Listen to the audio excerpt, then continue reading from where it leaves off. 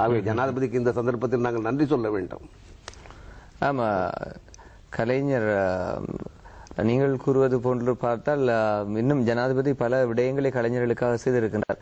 அந்த வகையில் முத்தழகு நீங்கள் கூறுங்கள். பொதுவாக மூத்த கலைஞர் என்ற வகையிலே இந்த சிங்கள கலைஞர்கள் மத்தியில் இருக்கின்ற அந்த அதாவது கூடுதலான அக்கறை, அதுபோல கூடுதலான பங்களிப்பு தமிழ் கலைஞர்களிடத்தில் இல்லை. இதற்கு காரணம் என்ன? அதாவது தமிழ் கலைஞர்களிடத்தில் இல்லைன்னு சொல்றதுக்கு இல்லை, அவர்களிடம் இருக்கு. ஆனா அதை கொண்டு செல்லக்கூடிய சாதனங்கள் அல்லது போனால் அது ஊடகங்களுக்கு உண்டான அந்த வாய்ப்புகள் அவங்களுக்கு கிடைக்காமல் இருக்கிறது ஒரு குறைபாடு. அதுகளெல்லாம் நிவர்த்தி செய்து கொண்டு வந்தால் அவர்களுக்கு ஓரளவுக்கு முன்னுக்கு நாட்டில் இருக்கின்ற ஒரு அசாதாரண சூழ்நிலையும் ஒரு காரணமாக இருக்கலாம். வடக்கில் இருந்த விடயத்தை தெற்கு கொண்டு வருவது, அதுபோல் பல விடயங்களை, கிழக்கில் உள்ள விடயங்களை மேற்கு கொண்டு வருவது, இப்படி பல நாட்டில் உள்ள அசாதாரண சூழ்நிலையும் ஒரு காரணமாக இருந்தாலும் கூட தற்பொழுது அந்த நிலை நீங்குகின்றது. அதாவது எதிர்காலத்திலே ஒரு நல்ல ஒரு நிலை வரப்போகின்றது. இந்த நேரத்தில் உங்களுடைய பங்களிப்பு அப்பொழுது எப்படி இருக்கும்? நிச்சயமாக இப்ப நாங்க எதிர்பார்த்து கொண்டிருக்கோம்.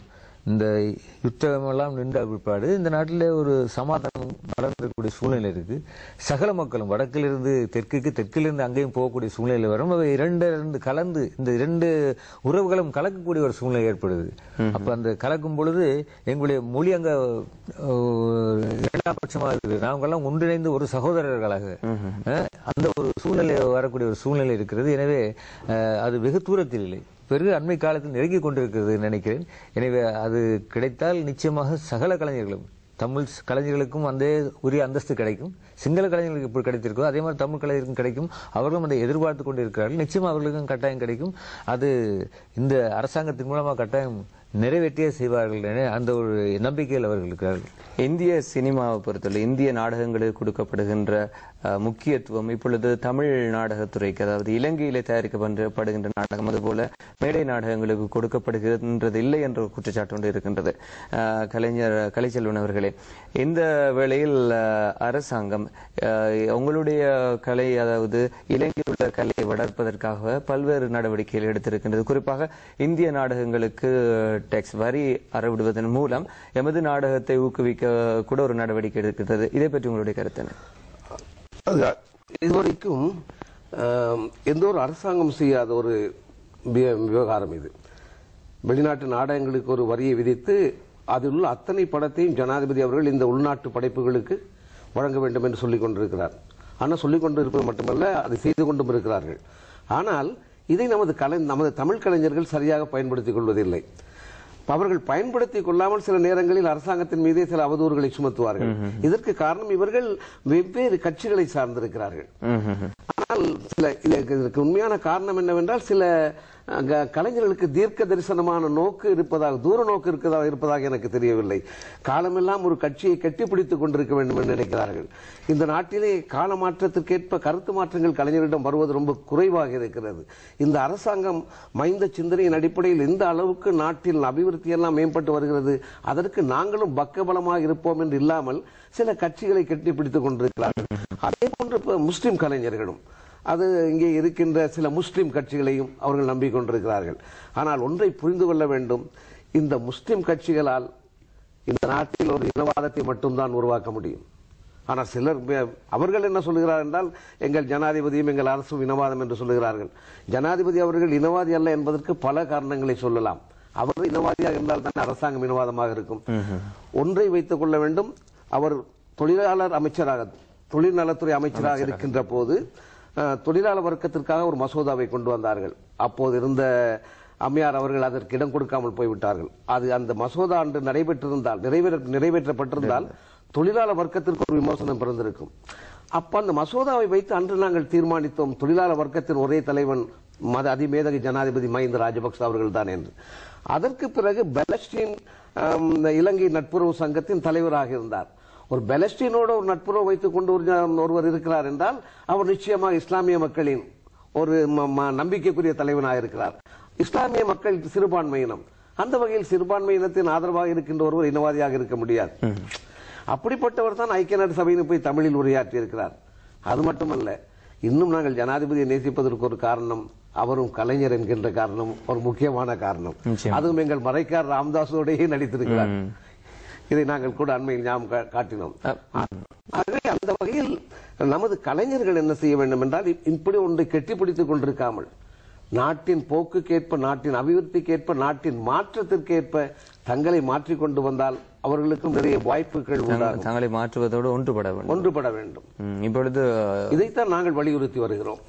ஜனாதிபதி மஹிந்த ராஜபக்ஷ அவர்கள் ஐக்கிய நாடுகள் சபையில் தமிழில் பேசினார் என்று குறிப்பிட்டார் கலைச்செல்வன் அவர்கள். அதுபோலதான் வி முத்தழகு அவர்கள் நீங்கள் கொடுங்கள்.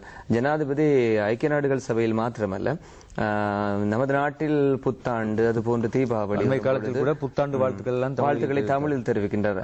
அவருடைய தமிழ் சகல மக்கள் இந்த நாட்டில் ஒன்றித்து சந்தோஷமாக வாழ வேண்டும் என்பதில் ஒரு அக்கறையா இருக்கிறார். எனவே கட்சி பேதங்கள் மறந்து, இன பேதங்கள் எல்லாம் மறந்து, இந்த நாட்டில் நாம் எல்லாரும் ஒரு ஐக்கிய இலங்கைக்குள் நாம் எல்லாம் ஒரு சகோதரர்களாக இளைஞர் என்று வாழ வேண்டும் என்ற ஒரு சிந்தனையோடு அவர் செயல்பாடு பண்ணி கொண்டிருக்காரு. எனவே அவர்களுக்கு நம்ம தமிழ் கலைஞர்கள் அத்தனை பேரும் ஒன்றித்து கை கொடுத்து நாம் நம்முடைய தேவைகளை அவர் வாயிலாக பூர்த்தி செய்து கொண்டு எங்களுடைய கலாச்சார இலக்கிய துறைகளை எல்லாம் வளர்த்து கொண்டு போகக்கூடிய ஒரு சாதாரணமாக அது செயல்படுத்திக் கொள்ளக்கூடிய ஒரு சூழ்நிலையை அமைந்து கொண்டிருக்கிறது. எனவே அதை நாங்கள் செயல்படுத்திக் கொள்ளக்கூடிய ஒரு வாய்ப்பை நம்ம தவற விடாமல் நாம் அவர்களோட ஒன்றிணைந்து போனோம்னா நம்முடைய வாழ்க்கையில கலைத்துறை மேம்படும், நாடகத்துறை மேம்படும், இலக்கியத்துறை மேம்படும். எனவே தமிழ் கலைஞர்களும் அதில் கௌரவித்து அவர்களுக்கும் அந்த உரிய காலகட்டத்தில் பென்ஷன் என்று சொல்லக்கூடிய ஓய்வூதியம் அதுவும் கிடைக்கக்கூடியவர்கள் கூட நல்ல ஒரு நிலைமையை ஏற்படுத்தி வாழ்க்கையில் முன்னேற்றமாக போகலாம். நீங்கள் தமிழகத்தில் இருந்து தென்னிந்திய திரைப்பட பாடகி கே ஜமுனா ராணி அவர்கள், பிரபல பாடகி, தென்னிந்திய திரைப்பட பாடகி, அவர்கள் வரவழைத்த பொழுது அவர் நேரடியாக வந்து என்னுடைய நிகழ்ச்சியில் கலந்து கொண்டு அந்த அம்மையாரையும் வாழ்த்தி என்னையும் வாழ்த்தி அவர் மிகவும் கை கொடுத்ததை என் வாழ்க்கையில் ஒரு விருது வழங்கப்பட்டது அல்ல, விருது வழங்கப்பட்டது. அதை கௌரவித்து என்னை ரொம்ப மீண்டும் ஒரு முறை அம்மையாரை கொண்டு வந்து நிகழ்ச்சி செய்தால் என்ன என்று கூட அண்மையில் கேட்டிருக்கிறார். ஆண்டவன் சித்தம் யுத்தமெல்லாம் நின்ற பிற்பாடு பிரம்மாண்டமான நிகழ்ச்சியை செய்யலாம் என்று நான் யோசித்துக் கொண்டிருக்கிறேன். கலைச்செல்வன் உங்களுக்கும் ஒரு விருது வழங்கப்பட்டது. முதுகலைஞர் ஜனாதிபதி 50,000 ரூபாய் பணமும் கொடுத்தார்கள். இதைத்தான் இந்த இடத்தில் சொல்ல வேண்டும் என்றால், இதற்கு முன்பு இருந்த அரசாங்கங்கள் எல்லாம் சகோதர சிங்கள கலைஞர்களுக்கு மட்டும்தான் இந்த விருதையும் பணத்தையும் கொடுத்து வந்தார்கள். இந்த வேண்டுகோளை நான் அப்போது இந்த கலாச்சார அமைச்சரிடம் சொன்ன போது அதை ஜனாதிபதி அவர்களின் கவனத்திற்கு கொண்டு போனார்கள். அப்போது நான் சொன்னேன், அவர்களுக்கு கொடுப்பதில் 50,000 இருந்தால் எங்களுக்கு 25,000 தாருங்கள் என்று சொன்ன போது அப்படி அல்ல, ஒரே அகப்பையால் 2 விதமாக பரிமாறக்கூடாது, 50,000 கொடுக்க வேண்டும் என்று சொன்னதும் கூட இந்த அதிமேதக ஜனாதிபதி மஹிந்த அரசாங்கத்தினால் தான்.